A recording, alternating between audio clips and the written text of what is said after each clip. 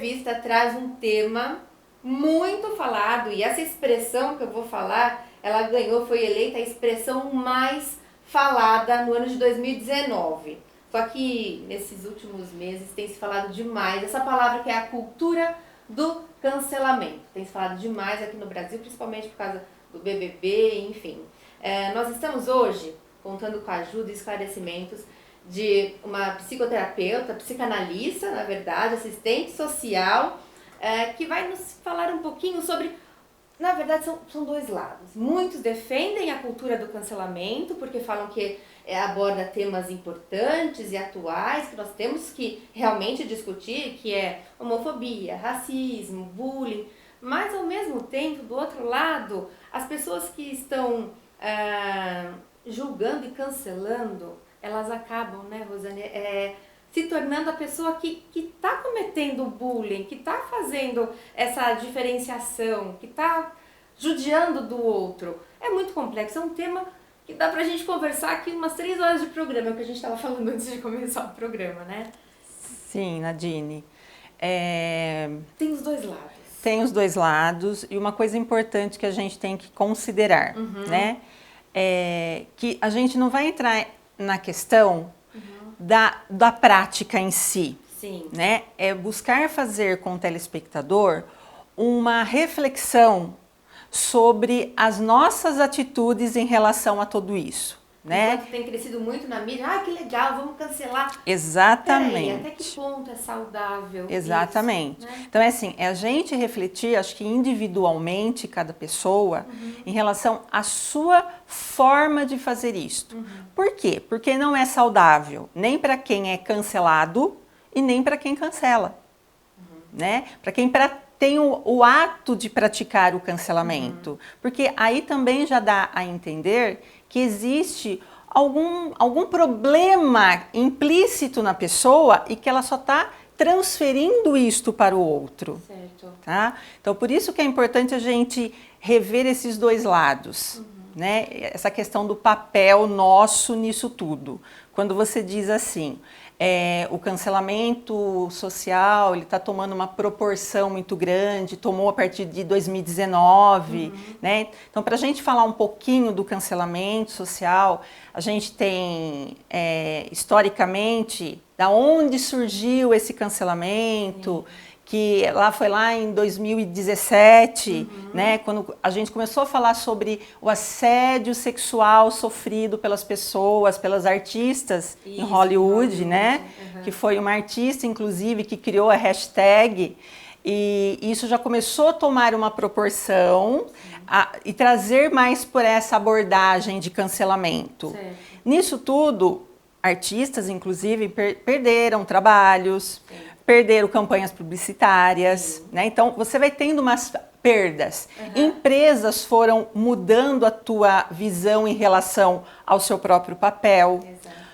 Vale salientar uma coisa importante nisso tudo.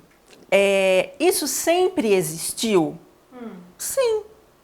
De uma forma e de uma dimensão diferente. Certo. Porque eu lembro que quando assistente social que eu trabalhava em empresas, que lógico que a gente não tinha rede social da forma como é hoje, né? Já estou falando isso de 25 anos atrás, mas a empresa, dependendo da atuação que ela tinha na sociedade, né? Principalmente na década de 90 para frente, quando a gente começa a implementar a responsabilidade social, o que acaba acontecendo? A comunidade começa a olhar para a empresa. Olha, socialmente falando, ela não está agindo corretamente, então deixa de comprar com aquela empresa.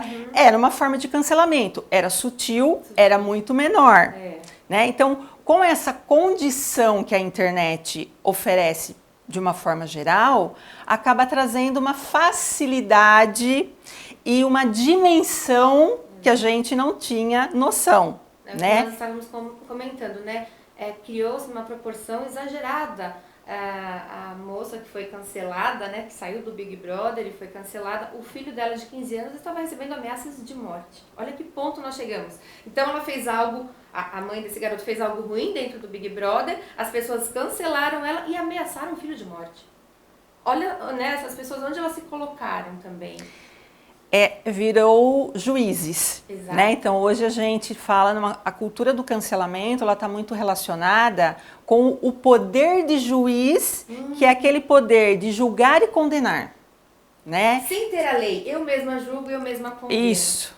E eu estou embasada em algo que é legítimo, é legitimado pela sociedade. Esse é o ponto que eu acho que a gente tem que trazer para essa reflexão. Por isso que eu digo que tem esses dois lados e a gente precisa começar a nos perceber nesse processo todo. Exatamente. Né? Porque é assim, é adequado eu realmente julgar, condenar e levar essa pessoa a um nível de sofrimento, às vezes, altíssimo? Por outro lado, eu deixo passar? Eu deixo quieto? Olha, algo... será que existe um meio termo? Será que existe aí? A gente vai saber sobre isso daqui a pouquinho. Nós vamos para o intervalo rapidinho e a gente volta daqui a pouco. Vamos ver se a gente tem essa resposta.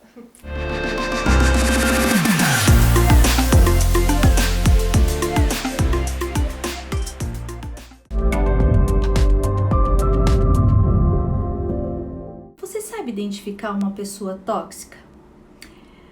É aquele tipo de pessoa que adora entrar numa confusão, criar situações estressantes. Geralmente, nós não conseguimos ficar muito tempo conversando com esse tipo de pessoa sem nos sentirmos para baixo, né? E energeticamente sugados.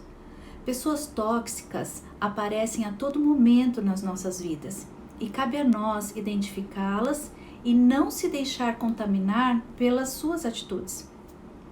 Quando estamos bem, conseguimos nos manter mais equilibrados diante dessas pessoas, mas quando estamos mais irritados, ficamos mais vulneráveis. A dica que eu te dou é que se por acaso você entrar em algum conflito com esse tipo de pessoa, retome a sua consciência e saia desse conflito o mais rápido possível. Não permita que ninguém roube a sua paz. Um abraço e até o próximo vídeo.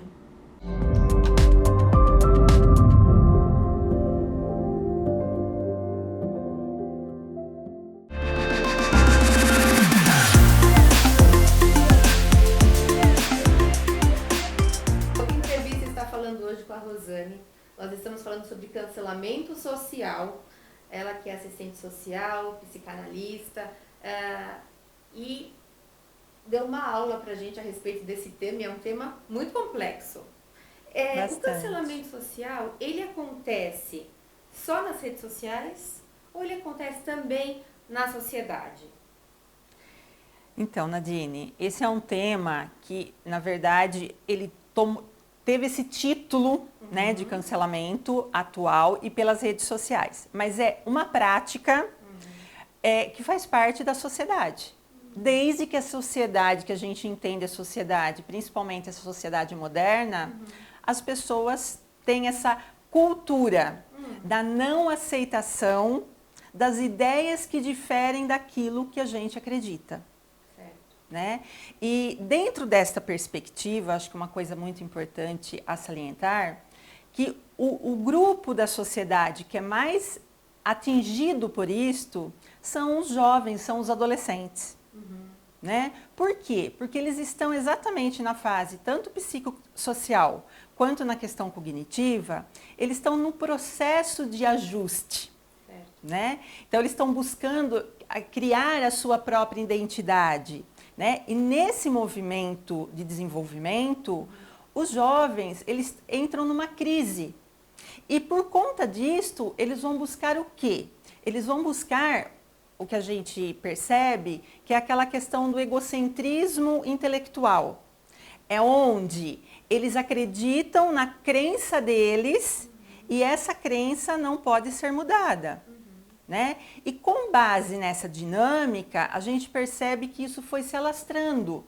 Né? Então, quando você começa a ver isso do ponto de vista social, né, e do ponto de vista psicológico, psíquico, você vai vendo um afastamento dessa sociedade jovem, que ela tem um peso, ela tem uma força, principalmente na rede social. Sim, né? Então, é onde a atuação desse jovem tem uma prática muito natural, comum, né?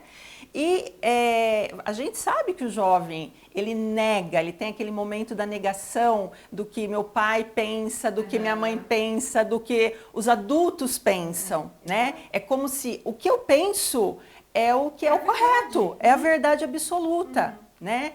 Então aí vai disseminando de uma forma, vai mostrando pra gente, vai mostrando para a sociedade que só ficou mais efetiva por conta tanto da ferramenta, do mecanismo rede social, tá?